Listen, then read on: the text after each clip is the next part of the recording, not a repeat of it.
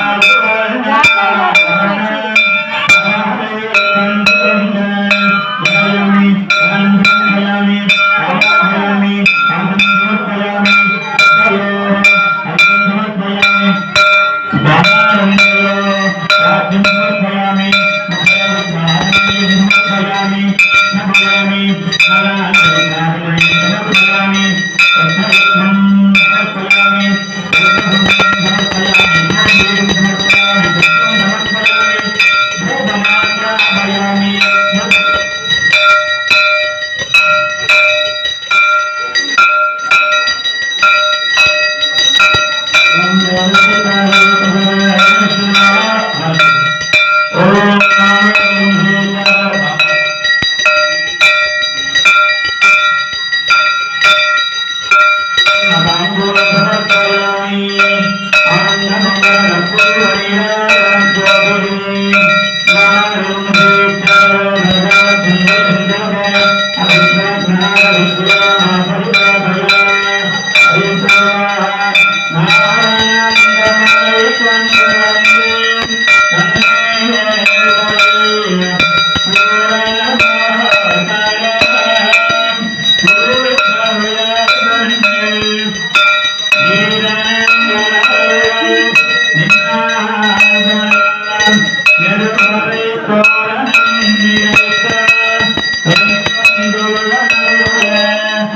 you.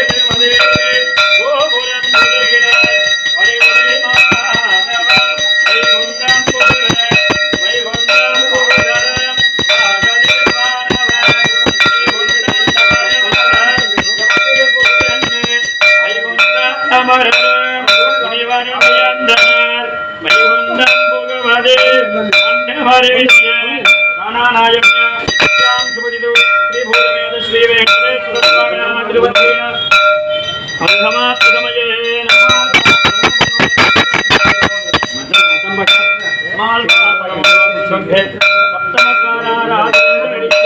ध्यायामि अयोह्यं बालारिन्दयोपाद्यं समयामि स्नानाङ्गल्पादमनियं समर्पयामि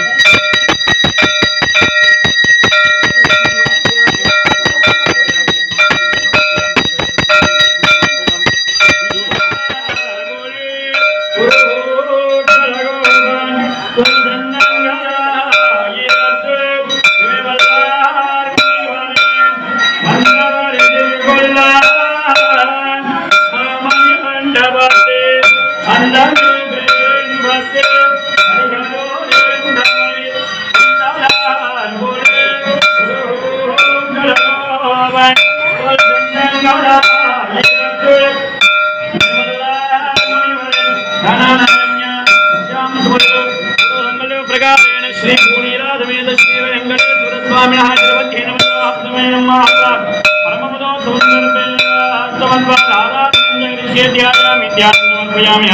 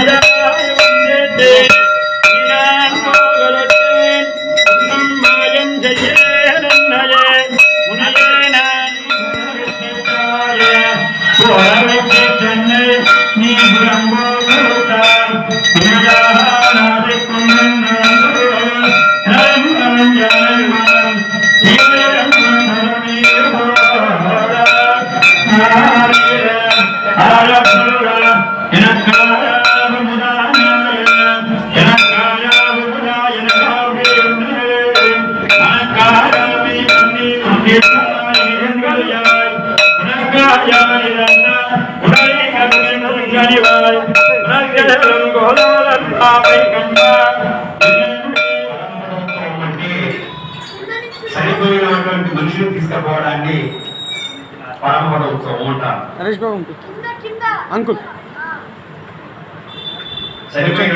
జరిగించేటువంటి కార్యక్రమాన్ని దహన సంస్కారాలు అంటారు కదా, అలాంటి పరంపర ఉత్సవాన్ని ఇప్పుడు మనం జరిపించుకున్నాం. నమ్మాళ్వార్ అనే స్వామి ఇప్పుడు పరంపరలోకి చెందాడు. అంటే చనిపోయాడు. చనిపోయి ఎక్కడికి పోయాడంటే వైకుంఠానికి వెళ్ళాడు. శ్రీ విష్ణు పాదాలను ఆశ్రయించాడు. ఎందుకోసం ఆశ్రయించాడంటే ఎవరైతే అష్టాక్షరి మంత్రోపదేశం అంటే సమశ్రీనాథ అవుతారో వారు శ్రీమన్నారాయణ పాదాలను స్వీకరించేటువంటి భాగ్యం దొరుకుతుందట. అయితే కొద్దిగా నాకు అంత పెద్దగా గురువారం తెలియదు. కొద్దిగా ఊళ్ళు తమిళనాడు కుంభకోణంకు సమీపంలో ఉన్నటువంటి గ్రామంలో మన నమ్మారు వారు జన్మిస్తారు. జన్మించినప్పుడు ఎట్లా ఉంటాడంటే ఒక పశువులాగానే ఉంటాడు. కదలడు బెదలడు, ఇటు చూసినా ఎటు పడేస్తే అటు పడేసి సైన్స్ వచ్చింది. మరి అప్పట్లో ఈ సైన్స్ లేదు కదా. అయితే ఆ తల్లి ప్రసవమైన తర్వాత ఈ బిడ్డను చూశారు. 10-11 రోజులు అవుతుంది, 21 రోజులు అవుతుంది, ఎటో కదలడు బెదలడు. సరే చెప్పి ఇంటికి తీసుకెళ్తారు. ఇంటికి తీసుకెళ్ళా కూడా అసలు ఎటు పడేస్తే అటు పడిపోయి ఉంటాడు తప్ప కానీ కదలడు బెదలడు. 11 సంవత్సరాలు వచ్చేంత వరకు కూడా అలానే ఉంటాడు అన్నట్టు. అయితే ఇతడు మనకు బతుకున్నట్టు కనబడుతుంది కానీ చనిపోయాడు. ఇప్పుడు మనం ఏమంటే కోమాలకు వెళ్ళారంటాం. బతుకున్నట్టు మంచి కనబడుతూనే ఉంటాడు, గుడ్డు తెలుస్తాడు, అన్ని తింటాడు కానీ స్పర్శ ఉండదు, చూడలేడు, మనం గ్రహించలేదు, కోమాలకు పోవడం. అలాగా కనబడుతుంది, ఇంటుంటాడు, నిలబడుతుంది, కనబడుతుంది కానీ ఉడకడు పడకడు. అయితే బాబు చనిపోయాడు, తీసుకెళ్ళి బయటపడేయండి అని చెప్పని ఆ గ్రామస్తులు, ఆ రాజు వాళ్ళందరూ చెప్తారు. చెప్పినాక ఈ బాలుని తీసుకెళ్ళిపోయి ఒక చింత చెట్టు త్వరలో ఉంచుతారు. చింత చెట్టు త్వరలో ఉంచినాక కొంతకాలం 11 సంవత్సరాల పాటు అదే త్వరలో ఉంటాడు. ఉండి గాలిని భక్షణ చేస్తూ ఆ గాలిని శ్వాసిస్తూ కూడా గాలితోటే పూర్తిగా 11 సంవత్సరాల పాటు కూడా బతుకుంటాడు. 11 సంవత్సరాల తర్వాత రామానుజరావు వస్తుంటారు. ఆ ప్రాంతం నుంచి వస్తున్నాక ఏదో దివ్యమైనటువంటి ప్రకాశమైనటువంటి వెలుతురు వచ్చేస్తుంది అన్నట్టు. రైమో అంటే ఇంటర్నెట్ అంటారు కదా, ఆ టైంలో ఆ ఊరికి కొంత దూరంలో ఉండగానే లైట్ ఫోకసింగ్ కనబడుతుందట. ఏంటి దగ్గర లైటింగ్ వస్తుంది, ఏంటి ఇక్కడ ఏముంది, ఈ ఊళ్ళో ఏం జరుగుతుంది, ఏం లేదండి. ఫలానా బాబు పుట్టినప్పటి నుంచి కూడా జీవోత్సవంలాగా పడిపోయాడు, ఉడకడు పడగడు, ఏం చేసినా కూడా ఏం లేదు. అతన్ని తీసుకెళ్ళి గ్రామం చివరిలో కూడా చింత చెట్టు కింద చింత చెట్టు త్వరలో ఉంచారు. ఆ బాబు రట్టే ఉన్నాడు తప్ప ఏం లేదు అని చెప్పని అంటారు గ్రామస్తులు. ఆ రామానుజరావు వివరిస్తారు. ఏదో చూద్దాంపా అని చెప్పని చూసరికి వస్తారు. వచ్చేసరికల్లా కూడా ఆ బాబు 11 సంవత్సరాల బాబు కూడా మహాతేజ సంపన్నుడై ఉన్నాడు. అతను తమిళంలో మంత్రం చెప్తాడన్నట్టు. చెప్పగానే ఆ మంత్రసారాన్ని వీరు గ్రహించి ఈ బాలకుడు సామాన్యమైనటువంటి బాలకుడు కాదు, కాకపోతే బాలకుడికి ఆయుర్దాయం కూడా తక్కువనే ఉంది, కానీ చాలా మహాయోగి అని చెప్పి అంటారు. అయితే ఆ నమ్మాల వారే ఈ 1000 పాస్త్రాలను రచిస్తాడు. తిరువాయుమోషి అంటారు అన్నట్టు. ఈ తిరువాయుమోషి రచించిన తర్వాత అంటే చనిపోతారన్నట్టు, పరమపది చెందుతారన్నట్టు. అయితే ఈ బాలుడు అది రాసిన తర్వాత చనిపోయాడు కనుక ఆ తిరువాయుమోషిని ఎవరు కూడా చదవకూడదు, అందరూ కూడా దాన్ని బహిష్కరించాలి అని చెప్పని అన్ని దేవాలయాలు కూడా చెప్తుంటారు. ఈ 1000 పాస్త్రాలు 4000 పాస్త్రాలు ఉంటాయి. 4000 పాస్త్రాలలో వీరు ఒక 1000 పాస్త్రాలు రాస్తారు. చాలా పవిత్రమైనటువంటి పాస్త్రాలు ఇవి. ఎవరు కూడా చదవకూడదు అని చెప్పడం జరుగుతుంది. అలా కాదు, ఆ మహానుభావుడు దాన్ని రచించాడు కనుక దాన్ని ఒక పద్ధతి క్రమంలో ఒకట తిరుపాయి అనుకోండి, తిరుపాయి అందరూ కూడా చదువుకోవచ్చు. అవకాశం ఉంటే ప్రతిరోజు చేసుకుంటారు, లేదంటే ధనుర్మాసం నెల రోజుల పాటే చేసుకుంటారు తిరుపాయి. అయితే ఆ విధంగా అది అక్కడ జరిగిపోయింది. వీళ్ళందరూ ఏం చేస్తారంటే వైష్ణవ స్వాములందరూ కలిసి ఇది మరుగున పడిపోతే బాగుండదు, దీన్ని ఈ గ్రంథాన్ని తిరువాయుమోషి గ్రంథాన్ని పైకి తీసుకురావాలి. ప్రతి దేవాలయం లోపల ఉత్సవాలు జరిగే సమయం లోపల ఈ తిరువాయుమోషిని అనుసంధానం చేస్తూ ప్రతి దేవాలయంలో కూడా ఆల్వార్లు అనేవారు 12 మంది ఉంటారు. ప్రతి ఆలయంలో కూడా 12 మంది ఆల్వార్లు కంపల్సరిగా ఉండాలి. ఆ తర్వాత మన వీలుని బట్టి ముఖ్యంగా రామానుజరావు వారు, నమ్మాల్ వారు, మలవాల మహాముని అంటే రామోంద్ర వారికి తాతగారు అవుతారు. అలాగా ఈ ముగ్గురు ఆళ్వార్లు తర్వాత గోరాదేవి కంపల్సరిగా ఈ నలుగురు ఆళ్వార్లను గోరాదేవి కూడా ఆళ్వార్లతో చెందింది. ఈ ముగ్గురు మాత్రం కంపల్సరిగా ఉండాలి. ముఖ్యంగా నమ్మాళ్వారు ఉండాలి. ఆ నమ్మాళ్వారు ఉత్సవం ప్రతి ఆలయంలో ఏదో ఒక సందర్భంలో కొంతమంది ఏంటంటే డబ్బు ఉన్నవాళ్ళు శక్తి ఉన్న వాళ్ళు ఏం చేస్తారంటే ఏదో ఒక కారణంగా ప్రత్యేకంగా చేస్తారు. మన రామాలయం అంటే రామాలయం ఇంకోటి ఉత్సవాల్లో కూడా రామభక్తి ఉత్సవాలు పగలభక్తి ఉత్సవాలు చేస్తారు కదా. అలాగా 4000 పాసరాలను శ్రీరంగంలో అనుసంధానం చేస్తారు. ఆ తర్వాత మన భద్రాచలం రామాలయంలోనే అలా 4000 పాసరాలను పఠించడం జరుగుతుంది. 2000 పాసరాలు ఉదయం పూట పగలభక్తు, 2000 పాసరాలను సాయంత్రం పూట రాత్రి భక్తుగా చదువుకుంటూ అనుసంధానం చేస్తారు. ఆ విధంగా ప్రతి ఆలయంలో కూడా నమ్మాళ్వారు ఉత్సవం చేసుకోవాలి, పరమపద ఉత్సవం చేయాలి అని చెప్పని దాన్ని శాసన కింద చేసుకొస్తారు. అలాంటిది మనం గత 12 సంవత్సరాల దాటి ఇది 13వ సంవత్సరంలోకి వస్తుంది. ఈ 13వ సంవత్సరం నుంచి కూడా ప్రతి సంవత్సరం మన కళ్యాణానికి 2 రోజుల ముందుగా బ్రహ్మోత్సవాలకు ముందుగా అధ్యయనోత్సవాలను చేసుకుంటుంటాము. మొదటి రోజు సాయంత్రం తిరుప్పావై,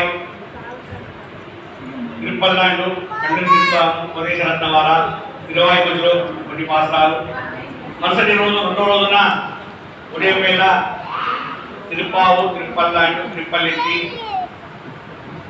ఆ తర్వాత తిరువాయికొండి ఒక సుమారుగా 7 నుంచి 800 పాసరాల వరకు అనుసంధానం చేసుకోవడం జరుగుతుంది. సాయంత్రం వేళ మరణ రెండో రోజు సాయంత్రం వేళ తిరుపల్లాండు, కండూరు శిల్పాము, ఉపదేశ రత్నమాల, ఈ 20 పాసరాన్ని కూడా అనుసంధానం చేసుకొని ఆ నమ్మాళ్వారును పరంపరానికి పంపించడం అంటే ఆ వైకుంఠానికి ఆ విష్ణుమూర్తి పాదాల చెంత ఉండే విధంగా అతను అనుగ్రహం పొందుతాడు. ఎప్పుడు కూడా ఎల్లవేళలా కూడా ఆ స్వామి పాదాలను ఆశ్రయించే ఉంటాడని చెప్పడానికి నిదర్శనంగా స్వామి నమ్మాళ్వారు పరంపరించారు అంటే చనిపోయారు. ఆ స్వామిని మనం మన స్వామికి అంటే వెంకటేశ్వర స్వామి పాదాల మీద శిరస్సు నుంచి అతను అక్కడ పరంపరించాడు. అతన్ని ఇప్పుడు మళ్ళా పరంపరించి మనం మళ్ళా పూర్వకానికి తీసుకొస్తాం. ఆ తర్వాత స్వామికి అభిషేకాలు ఇతర పూజా కార్యక్రమాలు ఉంటాయి. ఆ తర్వాత అందరికి కూడా ఇంత ప్రసాదంగా ఉంటుంది. ఈ విధంగా ప్రతి సంవత్సరం కూడా మనం ఈ అధ్యయనోత్సవాలు 2 రోజులు కార్యక్రమం చేసుకుంటాం. దీనికి రామోత్సవానికి కావాల్సినటువంటి ఈ ద్రవ్యాన్ని వారు సమకూరుస్తారు. ఆ విధంగా మనకు ఇప్పుడు నమ్మాళ్వారు పరంపరించడం జరిగింది. కొద్ది క్షణాలు మన స్వామివారిని మనం భూలోకానికి తీసుకొచ్చేసి మనం మిగతా కార్యక్రమాలను కూడా చేసి ఉన్నారు.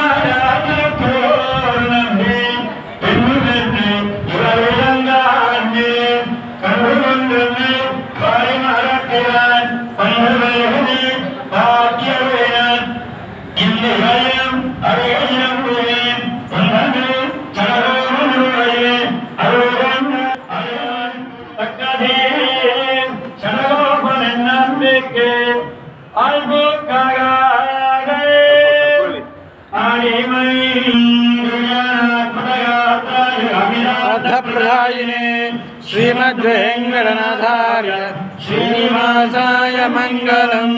मंगलाशासनपरिर्मदाचार्य पुरोगमे सर्वैश्च पूर्वजागामि सकृदायास्तु मङ्गलम् गोविन्द गोविन्द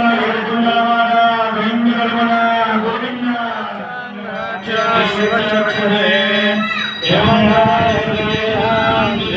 देवाय मङ्गलम् देवकान्ताय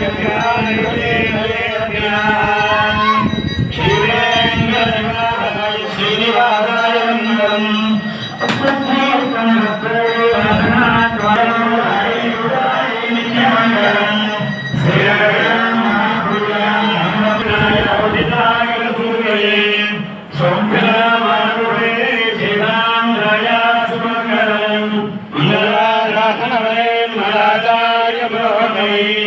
सर्वैश्च पूर्णैराधारे सत्कृताय सुमङ्गलम् गोविन्द लक्ष्मी वेङ्कटरमण गोविन्द लक्ष्मी वेङ्कटरमण गोविन्द हरि ओम कृष्ण परम परमश्चिं देवयः दिवे वयक्षराधर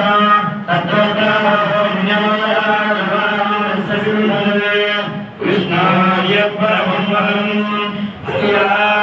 प्यानंदाय धर्मस्थानादिराजवद्दमलभवधर्मस्याप्ति सर्वस्य दिक्ते धर्ममेव तेनाप्नोति सर्वं जगति ॐ नारायणाय विद्महे वासुदेवाय धीमहि तन्नो विष्णुः प्रचोदयात् महादेव्यै विद्महे विष्णुपत्न्यै धीमहि लक्ष्मी प्रचोदयात् विद्महे नीलभासाय धीमहि श्रीनिवासः प्रचोदयात् देव्यै विद्महे विष्णुपत्न्यै धीमहि नीलः प्रचोदयात् विद्महे सर्वदिक्कै धीमहि मोहः प्रचोदयात् धनाय विद्महे महाद्वाराय धीमहि तन्नः चक्रः प्रचोदयात् यवस्यन्दभोजोऽस्तु देव्याः अनन्तानन्दभोजोऽस्तु तथास्तु स्वामिनः सत्यमन्दार्थार्या सफला सन्निधिभृङ्गामेन श्रीवेङ्कटेश्वर स्वामिनः सन्निधो नित्योत्तम भक्त्योत्तम भासोत्तम भगवोत्तम जीवोत्तम जीवोत्तम प्रियानात्म विलासोत्तम जैनात्मादि वित्तोत्तम ब्रह्मोत्तम नमोत्तम निर्विघ्नानि भजनाश्च भूयात् तथास्तु